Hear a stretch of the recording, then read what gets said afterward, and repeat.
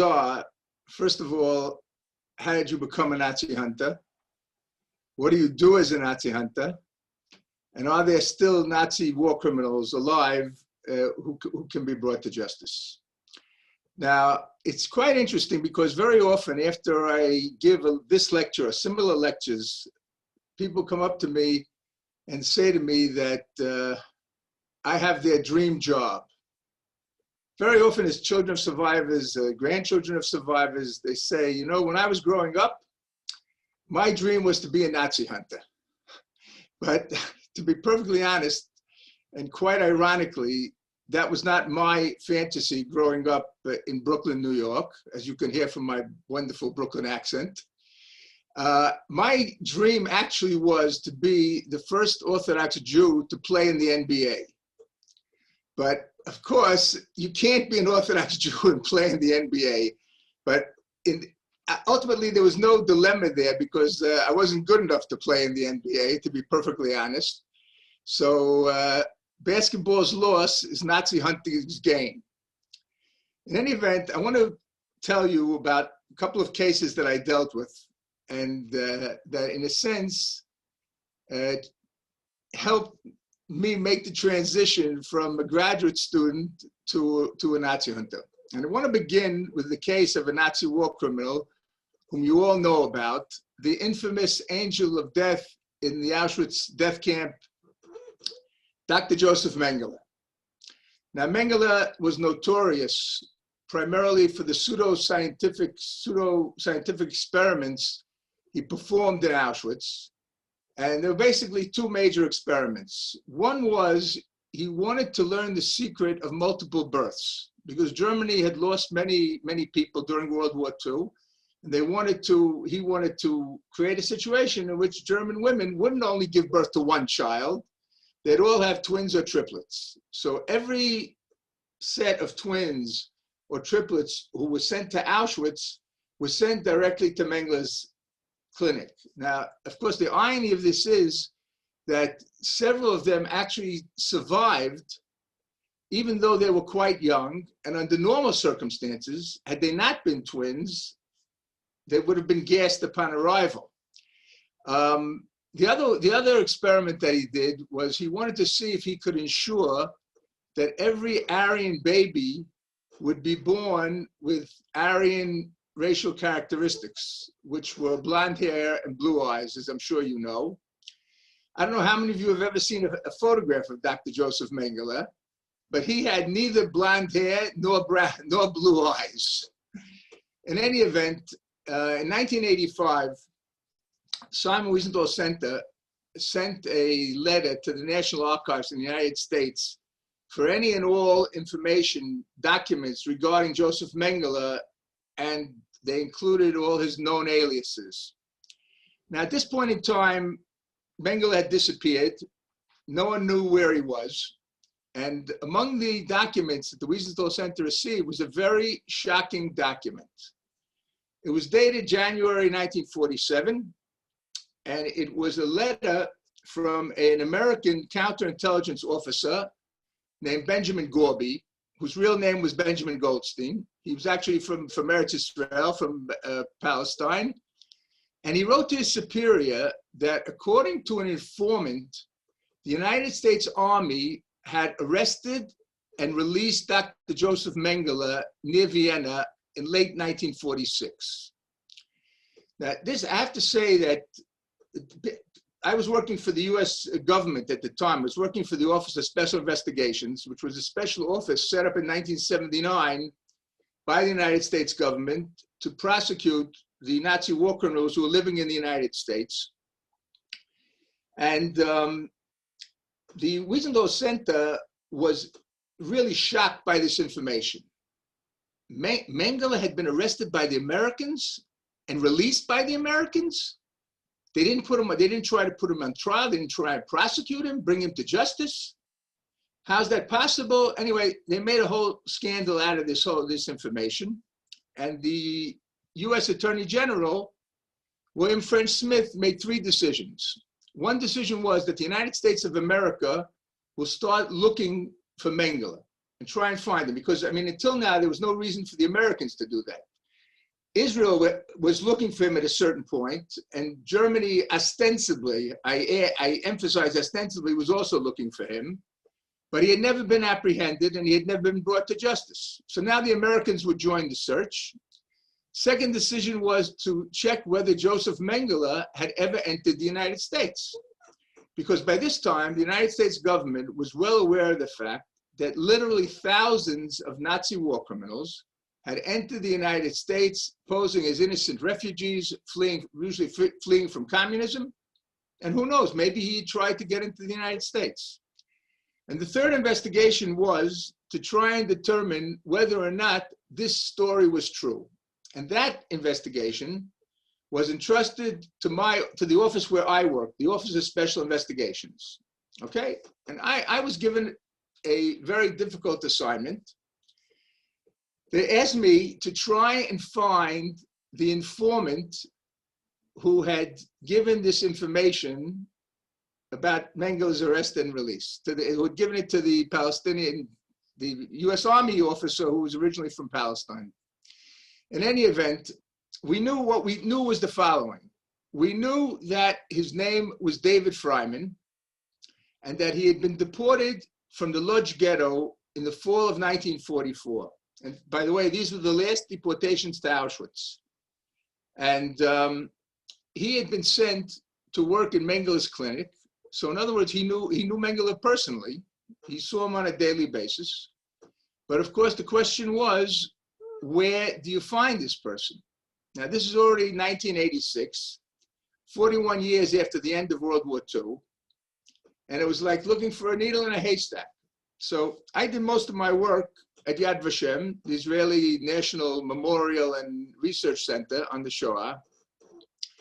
And a friend of mine, David Zilberklang, who still works at Yad Vashem to this day, is one of the leading historians at Yad Vashem, suggested that I look for David Freiman in the files of something called the International Tracing Service. Now, the International Tracing Service had been set up after World War II by the International Red Cross, because they were getting literally millions of requests for information from people who had relatives in Europe, who lived in occupied Europe, and they had not heard from them, and they wanted to know what happened to them, and maybe someone could find them for them and help them establish contact. But in those days, we're talking 45, 46, 47, 48, there were no databases. So basically what this was a compilation of index cards, over 16 million index cards. It's not 16 million persons, because some persons had more than one card, these more than 16 million index cards were on more than 3,600 microfilms. Okay, so now the question was, maybe I could find David Freiman. And I'd never used this material, and I assumed that it was at Yad Vashem because it was all about Jews. But it turns out that that wasn't the case. And it was the luckiest thing I think that ever happened to me, and I'll explain to you why. First of all, the material was organized not according to a regular alphabet. It was organized according to a phonetic alphabet, which meant that double letters count as one letter, V and W are considered the same letter, I, J, and Y are considered the same letter. So in other words, it obviously took a little time to figure this whole thing out.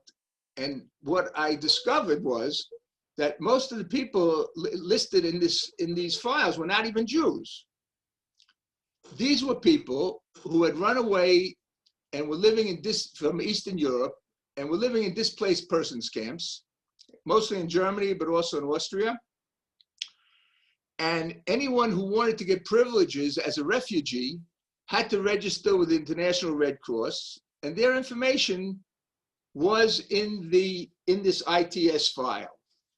Now, what's fascinating was, I mean, I almost couldn't believe my good fortune. there was no indication on the cards themselves whether anyone was a Nazi war criminal. Okay, but I had other sources to check that. What they did have on these cards was the immigration destinations and information about all the people who emigrated from the DP camps to North America, to Australia, to all over the world. And in the case of those who came to the United States, they even had a first address in the United States. Now, I knew that the Nazi war criminals who had come to the United States had all been registered as refugees in these DP camps.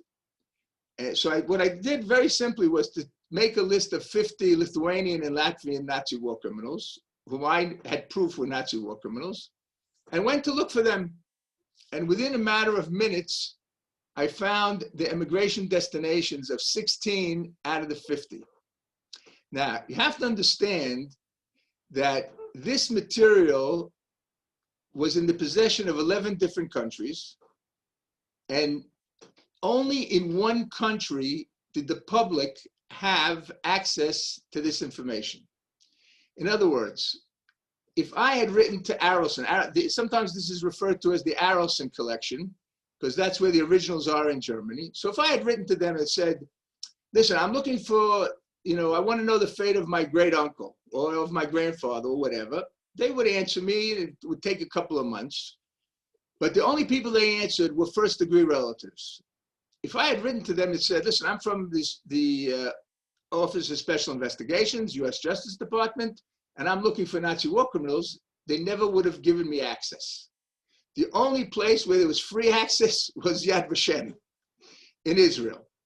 And this turned out to be a very, very lucky thing, because at this point in time, the only Anglo-Saxon country which had admitted large numbers of Nazi war criminals was the United, and had decided to take legal action against them, was the United States. The United States set up a special office. I was working for that office and helping them find information and survivors and all sorts of documents. But Canada and Australia were still investigating what the problem was in their countries and had not made a decision. Great Britain and New Zealand didn't have a clue that they too had the same problem. And what you have to understand is that thousands and thousands of the worst of Hitler's henchmen, 99% of them Eastern Europeans, Lithuanians, Latvians, Estonians, Ukrainians, Belarusians, Poles, Croatians, had emigrated posing as innocent refugees and had been able to get permission to emigrate to those 5 Anglo-Saxon countries. The only major Anglo-Saxon country which did not admit huge numbers of Nazi war criminals was South Africa, because South Africa was closed to immigration completely. And that's why there are almost no Holocaust survivors in South Africa and no Nazi war criminals. In any event, this was, an amazing discovery. And I realized that while I was working for the Americans, I couldn't do very much to convince the Canadians, Australians, New Zealanders, and British that they too had to decide to take legal action against the Nazis. So what I did was I contacted Rabbi Haya, whom I had worked for in Los Angeles from 1978 to 1980 as the first director, academic director, the Simon Wiesenthal Center. And I had suggested to him to make a database of all the Nazi war criminals in the world. And all of a sudden he got back to me. He said he liked the idea. I said, forget about that idea.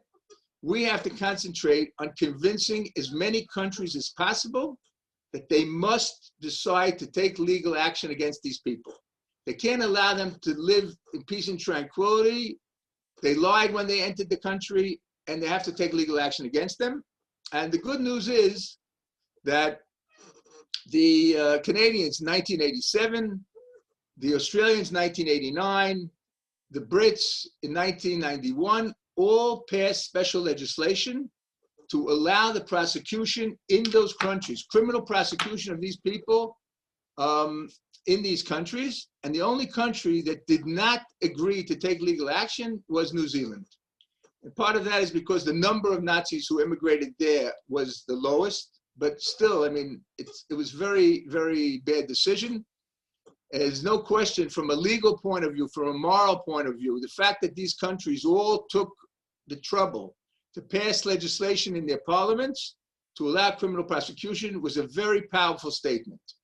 We will not countenance the presence of these people in our country. We will take action to get rid of them or to put them on trial, etc. Now, if you're all wondering what happened as far as Mengele goes, the truth of the matter is that the information was true. The American army had indeed arrested Joseph Mengele in late 1946 and had released him because they simply weren't aware of who he was and what horrible crimes he committed in Auschwitz. Now, but the good news was that once the Americans started looking for Mengele, the Germans and Israel joined in the search for Mengele, and finally, at long last, a big, search was carried out in the offices of a man called Hans Seidelmeyer. Hans Seidelmeyer was an attorney who represented the Mengele family, and there they discovered copious correspondence between Joseph Mengele and his family. And it turns out that Joseph Mengele was in Brazil, in right near a place called Embo. And on February 7th, I believe it was, 1979, he had died of a stroke while swimming in the Atlantic Ocean and had been and was buried near in Embo, near Sao Paulo. Now, as soon as this news came out, so right away, forensic experts were sent to Brazil, and using the most advanced forensic technology, they proved that there's no doubt that the person who's buried there under a false name, under the name of Helmut Greger, was indeed Joseph Mengele, and he had died in 79. His son, by the way, donated DNA to confirm it. The teeth records, the dental records confirmed it. And the whole issue is this. I mean, the question that I asked myself was, why on earth hadn't this happened, not in 1986, but in 1976 or 1966, when Mengele was still alive? And imagine what an important trial that would have been. The trial, in a sense, of the perversion of medicine, the violation of the Hippocratic Oath, and the horrible things that he did. And it would have been, I think, one of the most important trials of Nazi war criminals in the post-war era. But the answer to that question is, and the issue which has plagued us from the very beginning and continues to plague us, is the lack of political will. If there's no political will, there'll be no trials. And you have to remember, the Wiesenthal Center, for example, can't prosecute anybody. All we can do is help make it happen. So when people ask me, what's my job? I tell them, listen, I'm 1/3 detective, 1/3 historian. That's my real profession. I have a PhD, as Rabbi Cohen told you, and 1/3 political lobbyist.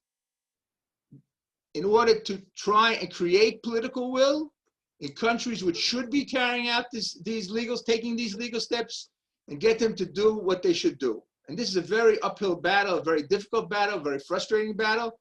And here we see, in this case, very clearly the results of that lack of political will. So, by the way, so if you're all interested, what kind of life Mengele led there in Brazil, the truth of the matter was he was very miserable. And the documents, the letters that were found in Hans Seidelmeyer's office reflected his frustration, the fact that he felt that his family wasn't helping him enough, and that he was afraid, in other words, of being caught like Eichmann. And his life was quite miserable, I'm happy to tell you. But of course, that's in no way commensurate with the crimes that he committed. But being able to supply these lists of people who emigrated to these countries, who was considering taking legal action, or who initially didn't even know that they had to take legal action, basically made the difference between being a researcher and being a Nazi hunter. And I joined the Wiesenthal Center in that capacity. They opened an office in Jerusalem in 1986, which I'm the director of to this day. And to this day, I'm continuing to do this work. And I'll tell you a little bit about that later on. But I want to go on to two other cases, which were, I think will give you insight into what we're up against and how we operate. One of the most important cases, probably the most prominent Nazi war criminal whom I bring to justice, was the commander of one of the worst concentration camps in Europe, a camp called Jasenovac. Now, I doubt whether any of you have heard of it, because it's not in Poland or in Eastern, it's in Croatia. And the history, very briefly, is the following. In 1941, April 41, the Nazis and the Italians, Germans and the Italians, invaded Yugoslavia, quickly conquered the country, and divided the country up into several different pieces. One of those pieces was what they called the independent state of Croatia. Now, Croatia had not been independent for almost 1,000 years. This country that was turned over to a fascist movement called the Ustasha consisted of what's today Croatia, Bosnia and Herzegovina, and a small piece of Serbia. Now, the Ustasha were actually they were a terror movement. They were founded in the 20s, and they hoped that they could separate Croatia. In other words, Croatia would become independent from Serbia, because they felt that the Serbs had dominated Yugoslavia and they weren't getting a fair shake, and they used terror to try and advance that goal. They carried out assassinations, a bunch of thugs, in other words. The minute they took over in Croatia, they set up concentration camps because they had a very serious problem from their perspective. In the territory that they got from the Germans and the Italians, there were hundreds of thousands of the minorities whom they detested. The Serbs, the Jews, and the Roma, the Gypsies. They hated all of them. They were notoriously anti-Serb, notoriously anti-Semitic, and anti-Roma. So they set up these concentration camps, and the largest of these camps was called Jasenovac, about 70 kilometers northeast of Zagreb. And it's a camp which existed throughout World War II from 41 to 45, and in which tens of thousands of innocent people were murdered. The largest number of victims were the Serbs. About 18,000 Jews were murdered, thousands of Roma, and thousands of their political opponents, in other words, Croatian Catholics who opposed them. In any event, a lot of the people who served in that regime were able to escape after World War II. And the reason was that I'm sure many of you have heard of what they call the rat lines.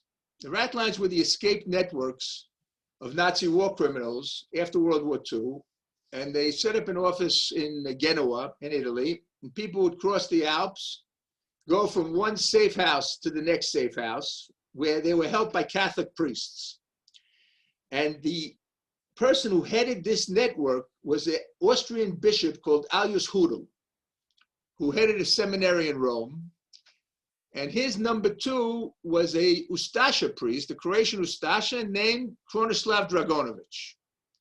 So it's no surprise that the head of state of the independent state of Croatia, Ante Pavelic, one of the biggest mass murderers of World War II, responsible for the death of hundreds of thousands of Serbs in Yugoslavia, tens of thousands of Jews, 20,000 of whom were killed by the Ustasha, and another 10,000 who were deported to Auschwitz, thousands of Roma, thousands of Croatian anti-fascists, their political opponents.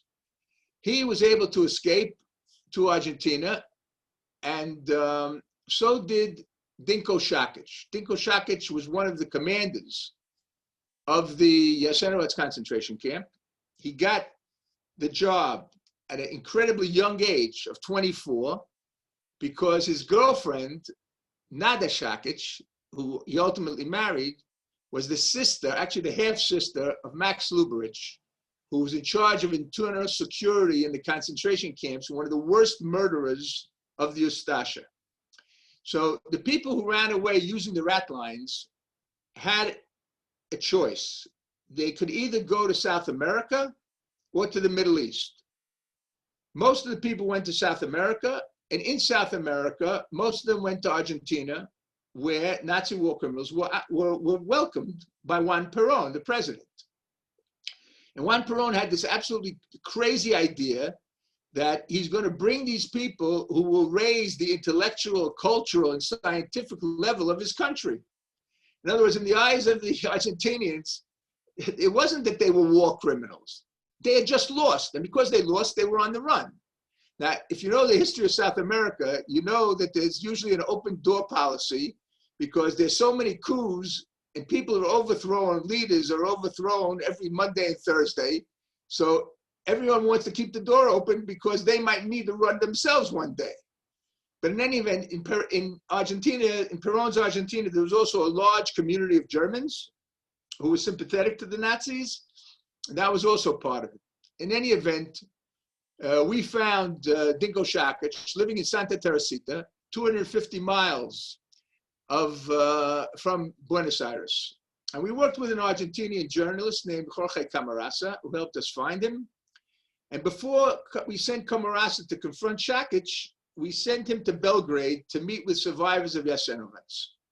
And he was able to learn firsthand of the horrific tortures, murders, executions, most horrific things that went on there in Jasenovac. And this is a place where they even invented a special dagger, which they called the Serb killer, which supposedly made the death of the victims much more painful and horrible. In any event, Camarasa goes with a TV crew to knock on Šakić's door. He, of course, doesn't call him ahead of time. He wants to surprise him. He knocks on the door. Šakić comes to the door. Are you Dinko Šakić? He goes, yes. You were the commandant of Jasenovac. So I want to stop there for a minute. Usually when Nazis are found, discovered or exposed or about to be brought to trial, there's usually two different answers. One is, it's not me, mistaken identity. The other one is, it's me, but I didn't do it. What does Dinko Šakić say? It's me, and I did it. So Camarasa says to him, listen, I have a few questions I want to ask you. Can I come in? Šakić says, no problem. Come sit in my living room. And Camarasa says to him, listen, you were the commandant of one of the worst camps in Europe. As a matter of fact, Jasenovac earned the nickname the Auschwitz of the Balkans because it was so horrible. He says, yeah, I was there. I was the commander. And everyone who was in Jasenovac deserved to be in Jasenovac. So Camarasa, listen, he says, listen, you can't fool me. I just came from Belgrade. I met some survivors. I know all about the tortures, the executions, the horrific death rate. Šakić says, what are you talking about? The death rate in the camp was normal. Maybe, maybe there's some people had typhus or something like that. You don't get it. Everyone who's in Jasenovac deserved to be there. And if I was asked to take this job, I would do it again. You know what the problem of Jasenovac was? Šakić says to Camarasa. They didn't let us finish the job. You know what that means? To kill all the Serbs, all the Jews, all the Roma, and all their political opponents. So that's what he's crying about. Now, this is more than 50 years after, this is more than 50 years after the camp closed in April 45. He had plenty of time to think about it, right? Anyway, we had a big dilemma what to do with him. Question was, where should he be put on trial? And there were 6 different countries which in theory could have, in other words, been the site of a trial, starting with Argentina, where he lived, Germany, Israel, and the 3 countries of the Balkans, which is Bosnia, Croatia, and Serbia. Now, if we're thinking only result, I mean, there's no question we should have sent him to Serbia because the Serbs were the major victims. And I say half cynically that within 5 minutes of being convicted, and there was no doubt about his conviction, he would be hanging from the highest tree in Belgrade. That's the capital of Serbia. But the question that we ask ourselves, and we always ask ourselves, is who needs the lesson of Jasenovac the most? So in that respect, the answer was Croatia. They're the people who created Jasenovac. They're the people who ran Jasenovac. There were no Nazis, no Germans or Austrians in Jasenovac, by the way. Only Ustasha, Croatians. All the crimes are on their watch. They committed all the crimes, all the murders. But there was a problem. The president of Croatia at this time was the only Western head of state who ever denied the Holocaust. His name was Franjo Tudjman, and he considered himself a historian. The irony of the story is that he had fought together with Tito against the Ustasha during World War II, and his brother had been murdered by the Ustasha. But when he became a Croatian politician, he became an ultranationalist, and the ultranationalists were nostalgic for the Ustasha. In any event, we took a gamble in a sense, and we worked to try and get him extradited to Croatia. That's what indeed took place. And he was put on trial in Zagreb. Now, I have to give the Croatians credit. The trial was conducted in a very appropriate and very serious manner. It was given massive publicity. The judge, Drazen Tripalo, fantastic judge, and he's today on the Croatian Supreme Court, as he should be. And things went very well. But the fact of the matter was that much of the population actually sympathized with Šakić. So to give you one small example, one day when Šakić was being led out of the courtroom at the end of the proceedings, and the judge, Judge Tripalo, was in the corner having a very animated conversation with someone, supporters of Šakić stood up as the proceedings were over already. They stood up and gave him, the Ustasha salute, which is exactly like Sieg Heil of the Nazis. The judge didn't see it, so nothing happened. But this was sort of reflective of the atmosphere. Now, on the day of the verdict, when Šakić was convicted and sentenced to the maximum sentence of 20 years in prison, all hell broke loose in the courtroom, because half the people there were in favor of Šakić, and the other half were against Šakić. And there were fistfights, and people spat at the people who were against Šakić. And one person came up to me even and said, why don't you go back to in very American English, he said, why don't you go back to your country and deal with the Palestinians? Anyway, I want to tell you two things. One about one of the testimonies during the trial, probably the most dramatic testimony. And I was there many times and I heard many testimonies. One of them was by an 85-year-old Jewish Holocaust survivor from Sarajevo by the name of Yaakov Finci. So first of all, he testified with his back to the court and to the cameras. He was afraid of being identified. But he told the following story. He was taken to Jasenovac as a young lad from Sarajevo. There was a large Jewish community in Sarajevo. He's from the Sephardic community. And a couple of days after he and other Jewish teenagers arrived at the camp, they were taken by the guards and taken to the edge of the camp. Now, the guards had murdered a fairly large group of inmates, and after murdering them, they hacked off their arms and legs, and there was a pile of body parts at the edge of the camp near the Sava River. The Sava River ran at the edge of the camp. And the guards ordered these young boys to throw the body parts into the river. So Yaakov Finci turns around, turns to the guard, and says to him, why are you doing this to us? So the guard said, because you murdered Jesus. In other words, he knew he was Jewish. So you ask yourself, how do you get Jasenovac? Hundreds of years of Christian anti-Semitism, centuries of Christian anti-Semitism, the racism of the Nazis, the fascism of the Ustasha. That's how you get Jasenovac. Now, one other anecdote, which I think is very important to understand, the things that I'm up against and how I try and deal with it. As I was leaving the courtroom, a tall gentleman, very well dressed, stopped me. And he said to me, listen, I have only one word to say to you. In Croatian, it's one word, hvala. Hvala means thank you. And then he says to me, listen, if not for you, this trial never would have taken place. I had no idea who he was. So I asked someone, who is this guy? And they told me the following story. And this came up in the middle of the trial also, it was very important testimony. In April of 44, one day, some of the inmates violated the disciplinary laws in the camp. Right away, Shakic calls a roll call, appel. All the prisoners have to appear in the central square of Jasenovac. And he's going up and down the rows, totally at random, taking people out who are going to be hung in reprisal for the breach of discipline. One of the people whom he took out of the line was a doctor, non-Jew, doctor from Montenegro, named Dr. Milo Bošković. So when Shakic pulled him out of the line, Dr. Bošković said to him, listen, I'm from Montenegro, and my tradition does not allow me to be hung. They knew that the people would be hung. Shakic on the spot takes out his revolver, shoots him in the head. The person who stopped me was his brother. And I can promise you that his brother never dreamt in a million years that an independent Croatia would be democratic and would put the ultra-patriot Shakic on trial, convict him, and send him off to prison for the rest of his life.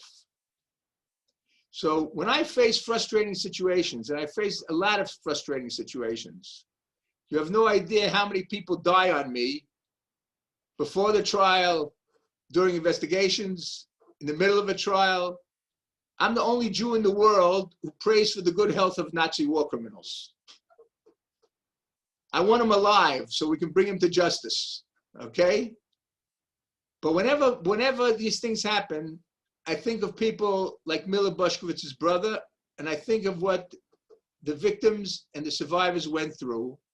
And I know full well, believe me, that whatever frustrations I'm feeling, they're absolutely nothing compared to what the people who were in the Shoah suffered.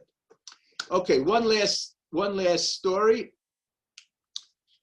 Right now, I'm working on a case in Canada, and the story is the following.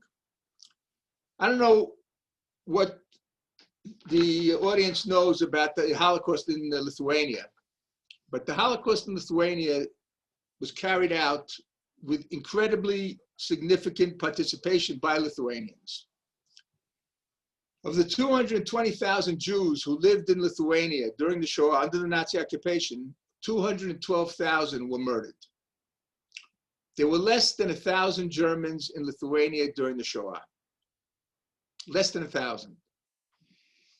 90% of the Jews who were murdered, of Lithuanian Jews who were murdered individually by shooting. They weren't sent to camps. They were murdered near their homes, usually in forests, within about a half an hour maximum from where they lived. In other words, this is individual murder.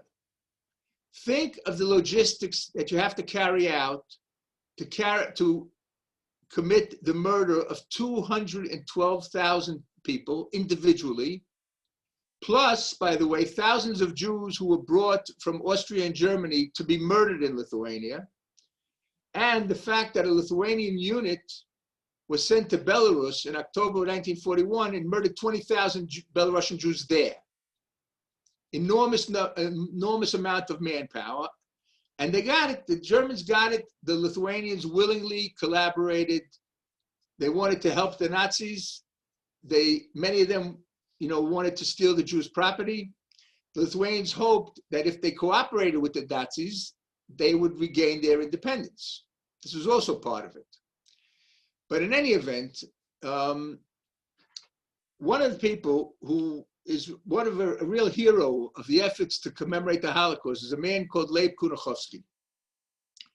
Leib Kunachowski spent 4 years after the war. He himself was a survivor of the Kovna ghetto.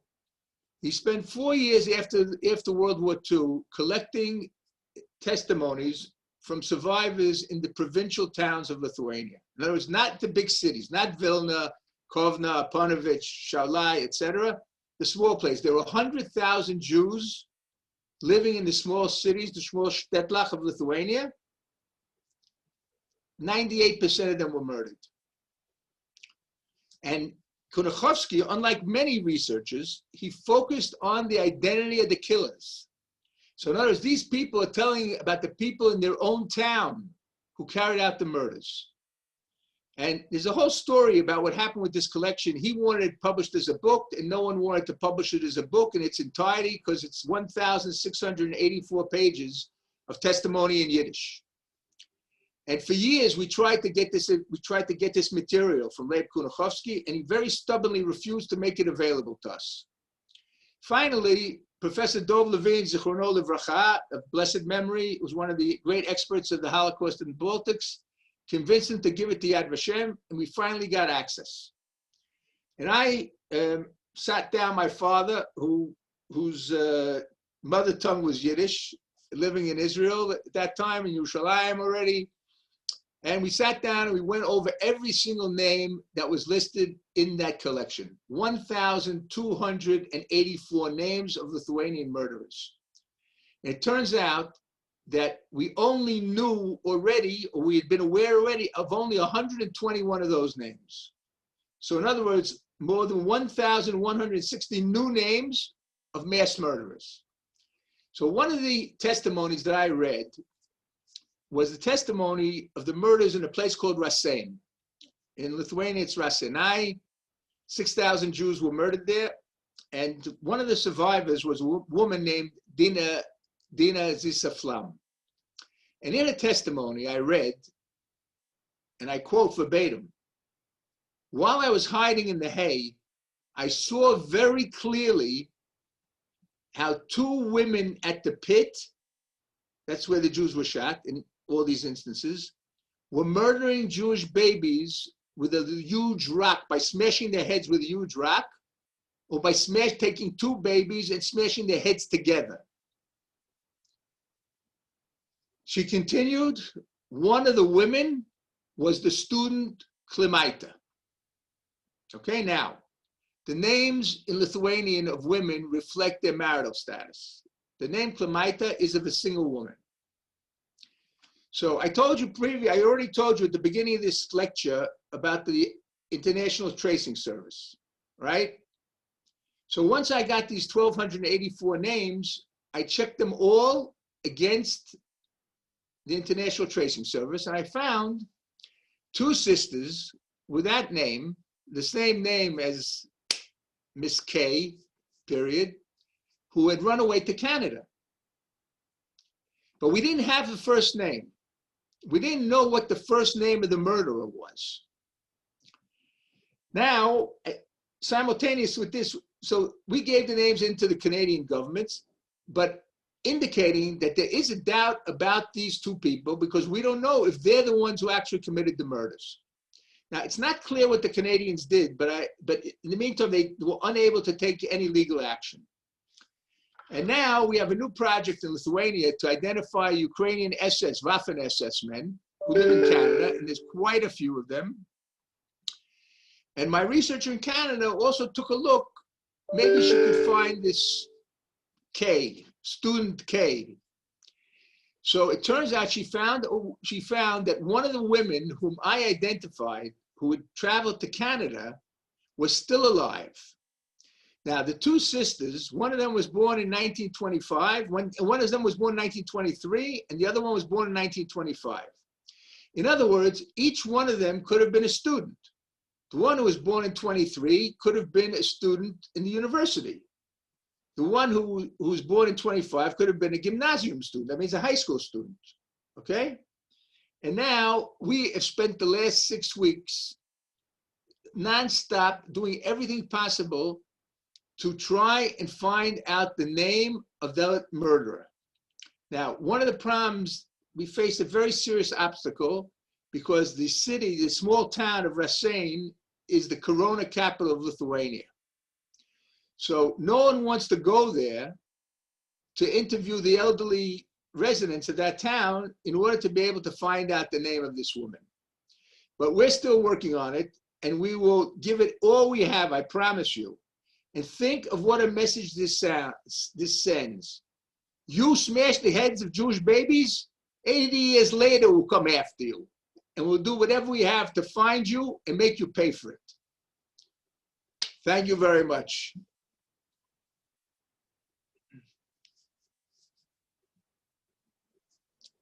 So, I assume there's some questions. I hope. Thank you, Dr. Zuroff. Zuroff. Thank you. Rabbi Sherman, I think you're going to share a couple of words and then we'll open up the questions. Sure. Rabbi Efraim, Yisher Koyach, this is really an incredible story, and it's a incredible reflection of the power of the Jewish soul and the connectivity we feel one to another. As you concluded, the connection we have to the neshama isn't based on time. 80 years later, we still feel connected to those infants, people we never knew, never met, and never would have heard of without your lecture today. But the fact that we're all stirred by that, it really speaks to the real undercurrent of connection that every single Jewish soul has with each other. And when we have that kind of care, that kind of connection, it gives us tremendous, tremendous strength. So thank you very much for bringing it out. Although it's unfortunate you have to bring it out with such negative things, but we know from every negative we can able to see the positive. And the interconnectedness we have to each other and the care we have for each other, love we have for each other, I'm sure is what motivates you.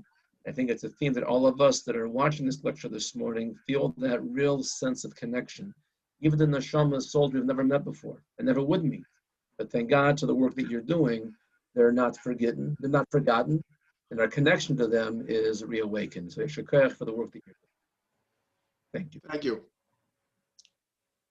So I think for questions, we're small enough that if you do want to, ask the question live, if not, you can type it into the chat box. If you do want to ask the question live, just put it in the chat box and then we'll unmute you, but let's just do it one at a time. But Efraim, if I can just read out some of the comments that have come in. First of all, Jonathan Goldstein said he'll go. Send me, he'll leave tomorrow. So does he know Lithuanian? Jonathan, if you know Lithuanian, then it looks like you're on the flight tomorrow. So we have another comment over here. Did you ever find those girls who were doing the killing? No, this is what I explained. We found two potential suspects who may be those two girls. But since the witness did not identify them with their first name, we don't know if these are the ones. And so far, we found only one of the two sisters alive. Right. And then the next question we have is, are any Nazis still in the U.S.? Okay, the United States government has done quite a good job in taking legal action against the Nazis who were found in the United States. But you have to understand something.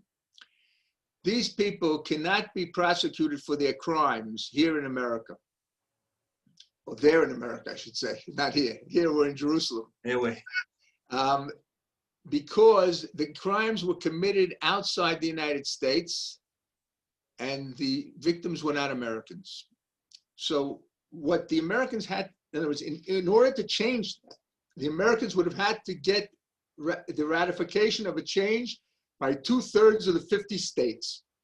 And it would have taken years to do. So what they opted for was what I call the Al Capone compromise. You know the case of Al Capone? Everyone knows. They nailed him on income tax evasion. They wanted to nail him on murder, on racketeering. It's the same thing here. These people were asked questions when they emigrated and later when they became citizens. Did you ever fight against the Allies? Were you ever a member of a movement that persecuted people because of their religion, because of their ethnic origin, etc.? And they lied. So what the Americans ended up doing was they can strip them of their citizenship and then they can deport them. And but if a country wants to extradite them and put them on trial, then that they would have precedence. The problem was the only country that wanted to put these people on trial was the Soviet Union. And no, American government wouldn't send them to the Soviet Union, except in rare cases. There were 2 cases where they were sent to the Soviet Union, because the level of the judicial system there is not what, Western democracies are used to, and rightfully so. There was one person, a guard at Treblinka, who chose to go back to the Soviet Union, and he was put on trial and he was executed, by the way. A man named Fyodor Fedorenko, who was a guard at Treblinka. Another one, Karl Linus, an Estonian, who was the commander of a concentration camp, apparently, he went back and died mysteriously a couple of days after he arrived. But the others weren't. And once Soviet Union crumbled, a lot of these people went back. So, for example, the Americans were quite successful with Lithuanian cases, and almost all the Lithuanians who were stripped of their citizenship and were deported went back to Lithuania.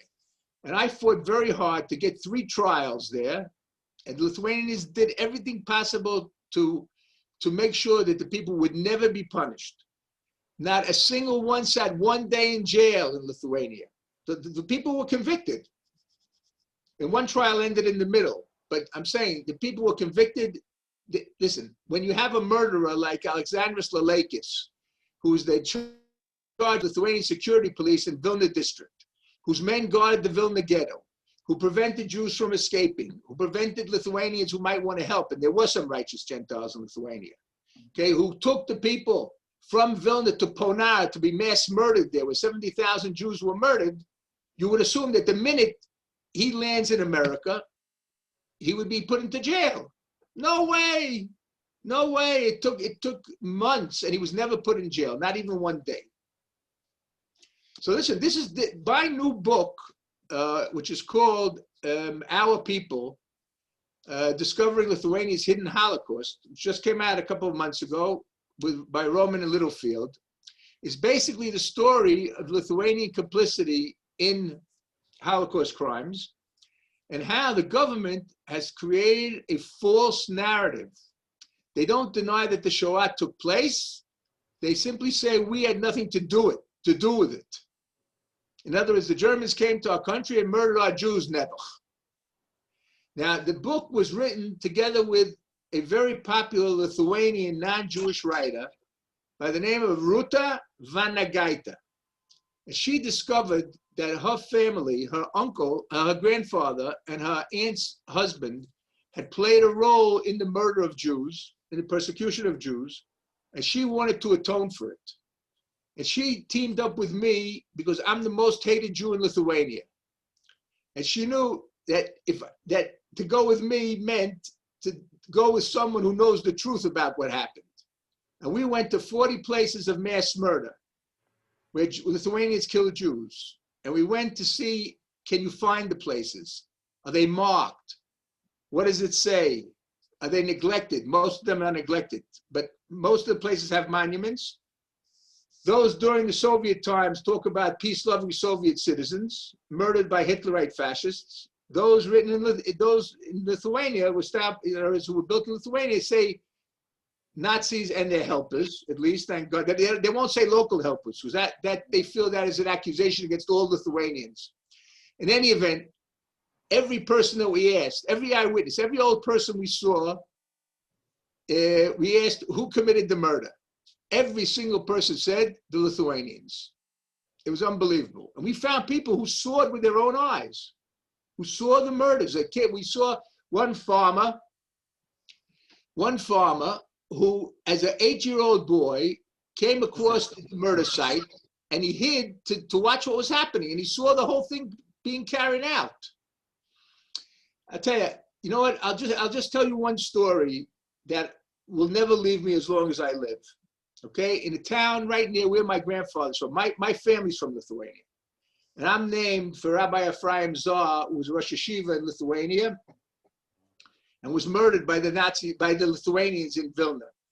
Okay, I was actually supposed to have a different name, and when my mother gave birth, my father wrote to his father-in-law, Samuel El Sah, who was in charge of helping the fulfill the religious needs of the survivors in Europe, that his daughter had given birth to a boy. So he sent back a cable, which I've seen actually, suggest name him Efraim. So my parents had already chosen a different name. So people ask me, how'd you become a Nazi hunter? So I say, you want the mystical answer or the practical answer? So the mystical answer is my name, because it's amazing how much effort I put in to get those Lithuanians prosecuted. But in any event, we came to a village right near where my grandfather's shtetl was. And I saw an old woman leaving a grocery store. And I said to Ruta, because I don't speak Lithuanian, I said to Ruta, listen, speak to this woman and ask her, does she remember something? What does she remember? She tells the following story. She was the right age, and she was a young woman of about 8 years old in 1941. That's when most of the murders took place, in 41 and early 42. And she said the following: her family was friendly with a Jewish family in town. And both families had two girls, the same ages. So she was about 8, and her Jewish friend, one of the Bensky girls, was also 8 years old. And when the decrees against the Jews started, in her family, there was a very intense discussion maybe they can save her friend. So I said to her, through Ruta, of course, I said to her, well, you probably were very afraid of the Germans. She said, no, we were afraid of our neighbors. And she started crying. It was unbelievable. It was as if this enormous rock rolled off her heart. The first time she could tell someone who empathized with her pain that she couldn't save her Jewish friend. And that, to me, that's symbolic of what happened in Lithuania. They were afraid of their neighbors. So listen, the book itself created an enormous scandal. It came out in Lithuanian first. The book came out in Lithuanian, created an enormous scandal. Already 20,000 copies sold, 100,000 people read it, one of the most popular books in the public libraries. And now, this is the first book that was written in accessible language, not academic, about the Shoah in Lithuania. And people can read and understand. Now, Ruth has actually written a second book called How Did It Happen? On the exact way that the Shoah developed and the decisions that were taken. She did it with the world's leading expert on the Shoah in Lithuania, a German historian named Christoph Dickmann, who spent 16 years writing about the Shoah, to write his magnum opus about the Shoah in Lithuania. And it's going to be available in the spring in English. Efraim, thank you. So we have like a few more questions, but I want to just ask one, and then I'm going to actually ask Jonathan Goldstein to unmute himself after this question, because he has a question and a fascinating offer as well. But first, the question is, what happened to the Nazi scientists that were kept in Gettysburg in Pennsylvania?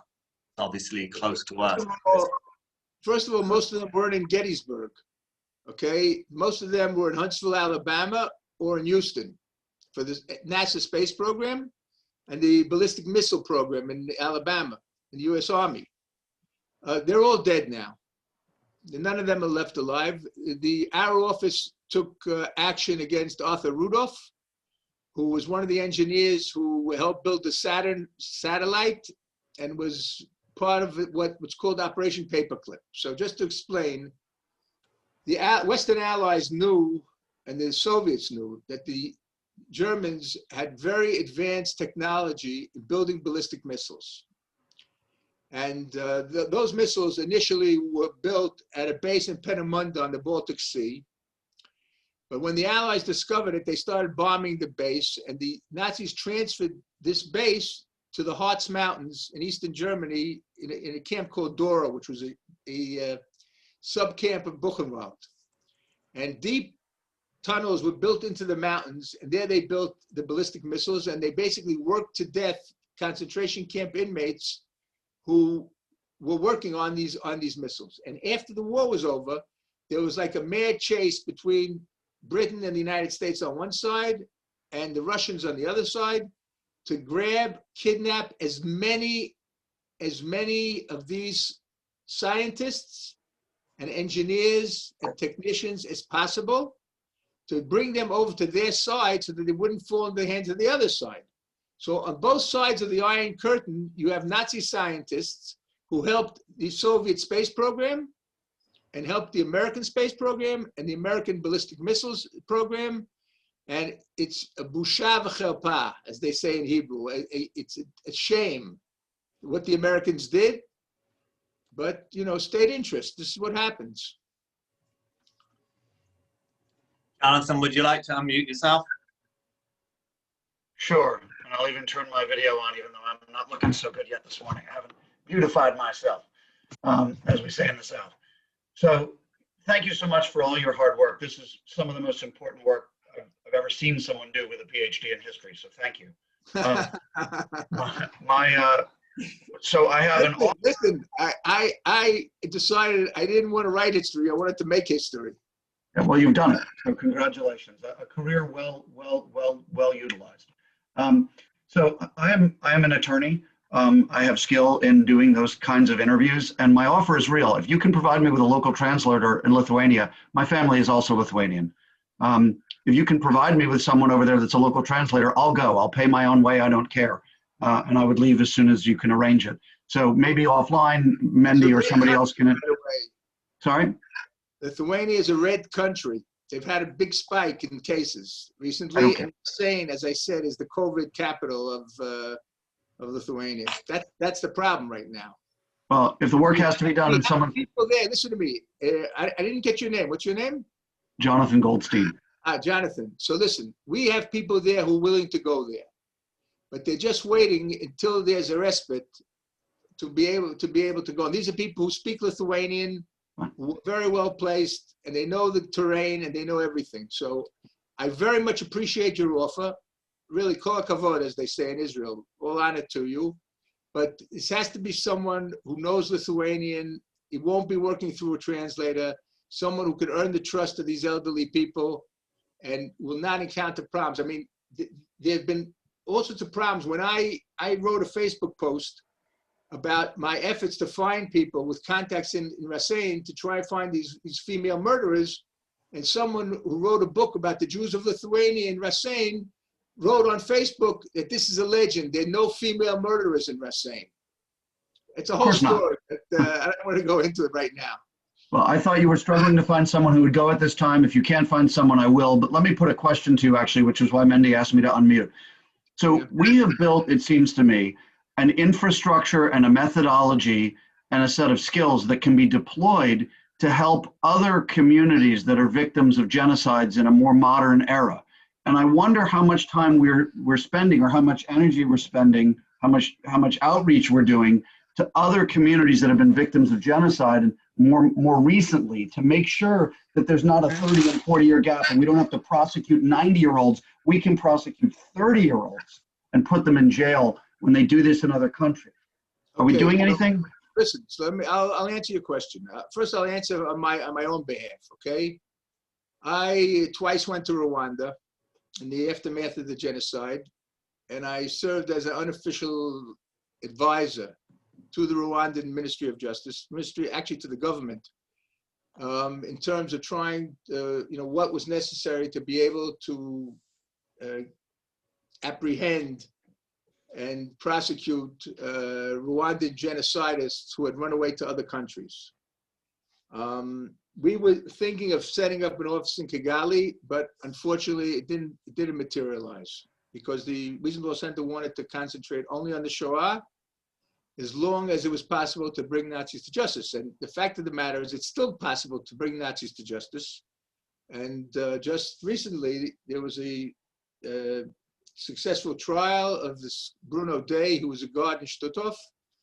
And there are more than a dozen investigations going on in Germany, which made a very dramatic change in its prosecution policy, because for many years, until about 12 years ago, in order to prosecute a Nazi war criminal in Germany, you had to prove that the person had committed a specific crime against a specific victim and had done so motivated by racial hatred.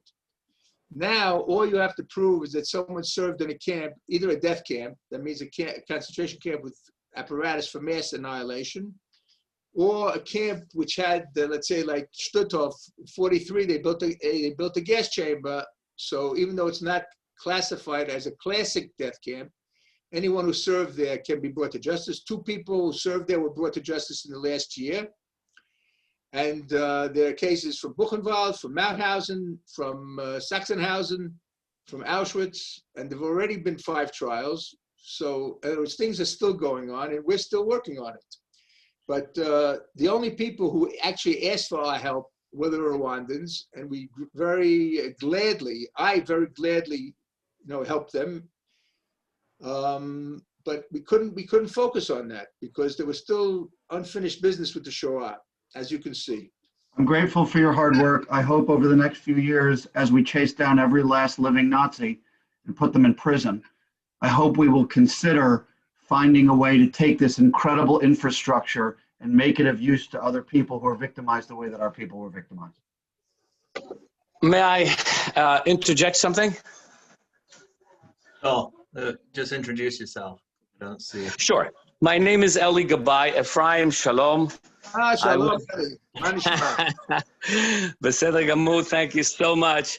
I take the opportunity to first send greetings to you. If you're in Jerusalem, then to all of Jerusalem and Israel. And then, of course, to you specifically. In 1985, I joined the state attorney's office of the state of Israel as a prosecutor. And then thereafter, I became a member of the John Demjanjuk prosecution team on behalf of the state of Israel and stayed there. I'm well aware of that. Well, I know you are. He asked me to introduce myself. And so I'm doing so. I think I may even have video at this point due to my reception being bad. I have to tell you that the Simon Wiesenthal Center is an incredible, obviously all the work that you have done. And you did help us during the Demjanjuk trial, and you were there. And I have to just say that what you do is Melechet HaKodesh, is a holy endeavor. A holy endeavor. Do I have 30 seconds to tell a quick story? Sure. Yes or no? Yes, 30 seconds. Go. 30 seconds it is. 1976. The year is 1976.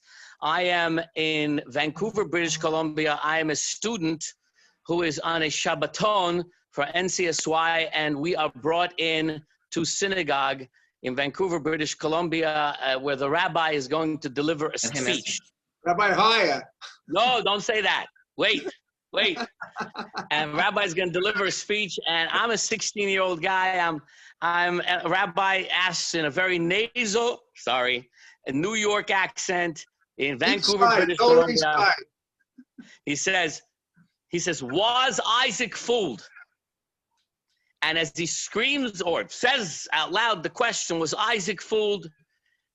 They pause him for a second, and they take us, the students from NCSY, away, and I don't hear the answer. Years later, I'm sitting on the stage at the stage. It is what it is. It was a trial, and I think Ivan Demjanjuk is John Demjanjuk, Ivan Grozny. That is my opinion. You can hear it if you want. In any event, so what happens is, there was a pause in the testimony of the survivors. I step out into the lobby and I hear a voice, and I said, I know that voice. And I walk up to him. I'm in my robe as an attorney. I'm in my robe. He looks at me. I look at him, and I said, Rabbi? He goes, yes. I said, I have to ask you, was Isaac fooled? He goes, what do you mean? I said, in 1976, they pulled me out. I never knew your theory of was Isaac fooled, yes or no. He cracks up. I said, Rabbi Haya, how are you? And we talk. He cracks up and he goes, listen, you're the only guy who remembers a speech 10 years later. and so, in every respect, I just wanted to let you know this is as a story. But obviously, I just want to complete one thought and I'll leave. When you were doing what you were doing, I was on the commission in 1986 I was on the commission, late 85, 86, I was on the commission on behalf of the state of Israel, investigating the remains of Joseph Mengele from Sao Paulo, and the forensic studies that we did. And on that commission were the Americans, the West Germans, the Israelis. The British didn't send anyone. The Brazilians didn't want to send anyone. And we sat in Jerusalem to compare all our forensics and to come out with a proclamation as to whether or not the body that was found in Sao Paulo was that of Joseph Mengele. It was the Israelis had a two-man team, myself and Dennis Goldman, whom you probably remember. And you said that Joseph Mengele's son gave a DNA. DNA was not at that time prevalent. Maybe later he gave. He gave later. Initially, there was a problem. He didn't give it immediately, but he gave. All right, so let me tell you. Let me clarify. At that time, we officially asked Joseph Mengele's son. I remember writing the request to the West German government. We asked for a sample of hair, and Joseph Mengele's son refused to give us the sample of hair. Israel never came out with a proclamation that the body was that of Joseph Mengele. The Americans and the West Germans said yes. No, I understand what you're saying. Bruce didn't want to say it. That was the problem, probably. I get it, but we did not want to take them off the hook. They didn't give us a sample of the hair. To the extent that science can provide answers. It was in fact his body. 99.999%. That was the Joseph Mengele. I absolutely agree. Thank you. I remember some of the features that went on there. Mengele had a mustache, and he used to chew on his mustache. Chew his mustache, right. And he would go like this. He would chew on his mustache, and in the stomach of that body, we found a ball of hair. And the osteomyelitis, as you know, that he had in his leg when he was younger, all of these came together, and it is what it is. But it's interesting that you were doing what you were doing when I was working for the government, and we were investigating it as well. And Someone is asking now, what was Mengele's cause of death? He suffered a stroke while he was swimming in the ocean. Correct. Yeah. So just thank you, Ali. Like that was a fascinating, addition. Thank you. Because we have a couple more questions. I actually have to leave in a minute, so we'll leave the question box open. I do have Hebrew school, so I need to be there for dismissal. But we have, I think, a very important question, and we didn't get to everyone's questions, but maybe Rabbi Sherman can moderate as I leave. What's the best way to support your work? I think that's a very important question being asked. So the best way to support our work is, of course, to financially assist the Simon Wiesenthal Center and say that the money should be earmarked for the Jerusalem office. But listen, I also wanted to tell everybody that I'm very active on Twitter and on Facebook, and my tag is at capital E, capital Z, UROFF. So if any of you want to follow me, I'll be very happy that you'll follow me and join the more than 8,000 people who are following me and getting the message out. So I thank you. I have to actually leave. I'm going to hand over to Rabbi Sherman. No reason for everyone else to leave. I do want to say thank you so much. And again, remember for everyone else, we have our upcoming next lecture is on Wednesday, the night before Hanukkah. That's Wednesday, December the 9th. That's the daughter of Hamas. And just someone did mention support. We are fortunate to be able to do these lecture Zoom series. We don't charge for them, but if any of you do want to consider supporting either this or our future lectures, that would be greatly appreciated and enable us to continue this very powerful and important series. Thank you so much, everybody. Thank you, Efraim. Rabbi Sherman, I hand over to you. You're muted. Thank you, Ramendi. Any other, before we conclude it, another a couple minutes here, if Efraim has a few more minutes, any other questions that people would like to ask?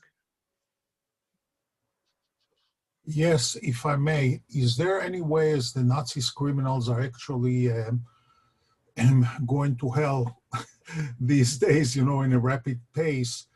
Can we go after their children, get like whatever fortunes they collected from the murdered people? First of all, that's not the Jewish way. We don't hold the children responsible for the sins of the parents, for the crimes of the parents, unless those people are neo-Nazis themselves. Then it's a different issue. Second of all, not all the Nazis ran away with fortunes. Quite a few of them were quite poor. Each case is a separate case. And in my humble opinion, the money is not the issue. The issue is the murder. And what we want to do is to prosecute people for committing murder or accessory to murder. And that's what deserves our attention. Very good. Very good. Any other questions if you'd like to share? Comments? Listen, I just want to add one thing. If any of you are interested in reading about these cases, so I have a book which came out several years ago called Operation Last Chance, One Man's Quest to Bring Nazi Criminals to Justice. So if you're interested in the subject, in the nitty-gritty of the Nazi hunting, you'll find a lot of information there. Interesting. And if you're interested in the issues of what we call Holocaust distortion, in other words, not that they deny the Shoah, but that they have changed the narrative, the book on Lithuania is something that's worth reading, which is called, again, Our People, Discovering Lithuania's Hidden Holocaust, and my co-author is Ruta Vanagaita. Beautiful, beautiful. Efraim, thank you very much again for making your time available to us this morning here in the evening for you, and just really for the work that you're doing on behalf of bringing people to justice. It's just for the justice of the Jewish people. It's remarkable. I see someone named David Tepper asked me how I deal with the frustrations. I think I explained that I keep in mind the suffering of our brethren, which was far worse than any frustration I feel. So no need to feel sorry for me. I feel sorry for them. Mm-hmm. Understood. Dr. Efraim, my name is Ayan. I spoke with you around 10, 12 years ago, and I think back then you mentioned that there is another one alive in Pennsylvania or Philadelphia. Is he still alive? In Philadelphia? Either Pennsylvania or Philadelphia, I don't remember. Don't remember, to be honest. Okay, thank you. Anyone else? Please feel free. We have a minute or two left. Let share a question or a thought. I have a question, Efraim. It's hard for me to remember the names, but wasn't there someone from Norwood, Massachusetts? Yes, the Lakers. Yes, well, I'm from Massachusetts. Norwood is right next door. We're now here, but I remember when that happened, and he was also like in his 90s or late 80s, and he denied it. Listen, I have a great story to tell you, and with this we'll end it, okay? Alexandras Leleikis, one of the most important Lithuanian Nazi collaborators, ran away to the United States, had a career as a lawyer. He was also the editor of the Lithuanian Encyclopedia, and he lived in Norwood. Now, for years, the Office of Special Investigations, the US Justice Department, was looking for conclusive proof of his role in the murders. And finally, Mike McQueen, who's a terrific historical researcher and studied Lithuanian and did a great job on these cases, finally discovered a document that Leleikis signed, sending people to Ponar, sending people to be murdered. And they were able to prosecute him, strip him of his citizenship. Now, on the day that the decision was announced, I called Eli Rosenbaum, who was the director of the Office of Special Investigations, a good friend of mine. And I expected him to be ecstatic because they had devoted so much effort to getting Leleikis denaturalized, stripped of his citizenship. And he's sad, he's frustrated, he doesn't know what to do. He said, Effie, that's my nickname, Effie, I don't know, I don't think we'll be able to get him out of here. He's already 92. He'll die in the United States. It'll be terrible. I said to him, listen, Eli, give me a little time. I think I have an idea. So what I did was the following. I called the director of the international department of the Israeli Justice Ministry. There's the woman who handles all the issues of extradition and things of this sort, whom I knew very well, wonderful lady. What's her name? Khan, her name is, but I'm trying to remember her first name. It escapes me. She deserves a lot of credit. In any event, I called her up and I said, listen, have you heard the news about the Laleikis case? She goes, no, what happened? So I said, listen, he was ordered denaturalized. But listen, there's a concern that he may not be able to get him out of the United States because for two reasons. One is he's very old already. Second of all, to get the whole process of deportation done, it also takes a long time. It can be dragged out. And the longer they drag it out, the greater the chance he'll die in America. I said to her, listen, Irit Khan, that's her name, okay? I said, Irit, listen to me. What I want you to do is if a journalist calls you, any journalist that calls you about this case, tell that journalist that Israel is seriously considering extraditing Laleikis to be put on trial in Israel. Okay, now Israel has a death penalty for Nazi war criminals, okay?